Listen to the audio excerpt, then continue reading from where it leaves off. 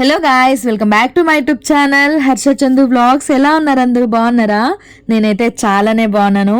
మీకు ఆల్రెడీ ఈ వీడియో అనేది అర్థమైపోయి ఉంటుంది. మీరు థంబ్నెయిల్ అండ్ టైటిల్స్లో చూసేసే ఉంటారు, ఏ డే విత్ మై ఫ్రెండ్స్ అని చెప్పి. నా ఫ్రెండ్స్ని అయితే నేను చాలా రోజుల తర్వాత కలుసుకున్నాను. నేనైతే చాలానే హ్యాపీగా ఉన్నాను. బ్లాగ్ అనేది ఫుల్ వీడియో చూడండి, మీకు అర్థమైపోతుంది. చాలా ఫన్నీగా ఉంటుంది.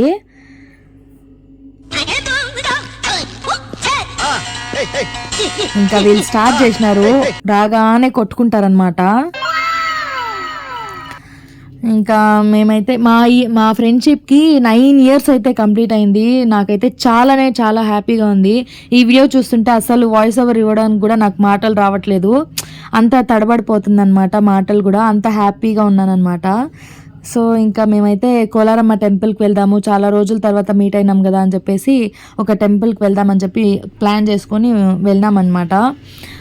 ఇంకా ఎవరైనా కోలారమ్మ టెంపుల్కి వెళ్ళినారా ఇంతకుముందు? ఇంకా కోలార్ నుంచి చూస్తుంటే ఖచ్చితంగా కామెంట్ చేయండి. ఇంకా మేమైతే శుక్రవారం వెళ్ళుంటే ఇంకా చాలా బాగుండేది, దీపోత్సవాలు ఉండేదంట. మాకైతే తెలీదు, మేమైతే సాటర్డే వెళ్ళినాము. అయినా పర్లేదు, చాలా బాగా జరిగింది అంతా. దర్శనం అంతా కూడా ఏమంత రష్ కూడా లేదు. ఇంకా అర్చన టికెట్లు కూడా కొనుక్కొని అర్చన చేపించి ఇంకా చాలానే బాగా జరిగిందనమాట మొత్తము దర్శనం అంతా కూడా. కొద్దిసేపు అక్కడ గార్డెన్ ఏరియాలో అంతా కూడా టైం అయితే స్పెండ్ చేసి చాలానే ఎంజాయ్ చేసినాము. ఇంకా కోలారమ్మ టెంపుల్కి వెళ్ళిన వాళ్ళకి చాలా బాగా తెలుసుంటుంది. ఇక్కడ గార్డెన్ ఏరియా మాత్రం చాలా బాగా అట్రాక్షన్గా కనిపిస్తుంది అనమాట.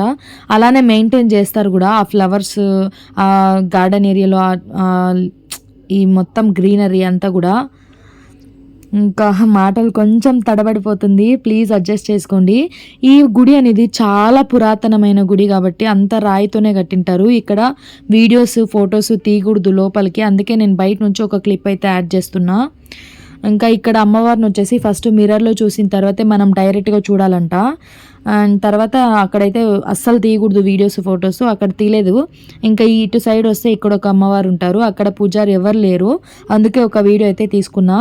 అండ్ ఈ గుడికి చాలా పెద్ద కథ ఉంది, మీకు కనుక కావాలంటే కామెంట్ చేయండి. నేనైతే ఫస్ట్ అంతా మొత్తం తెలుసుకొని తర్వాత నేనైతే ఒక వీడియో చేసి పోస్ట్ చేస్తాను. మీకు కావాలంటే కనుక ఖచ్చితంగా కామెంట్ చేయడం మర్చిపోవద్దు.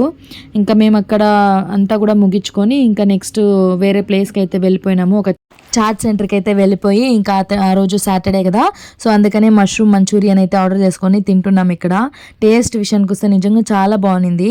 ఈ చాట్ సెంటర్ వచ్చేసి కొత్త బస్ స్టాండ్ కోలార్లో ఉంటుంది. మీరు ఎప్పుడైనా ట్రై చేయండి ఒకసారి.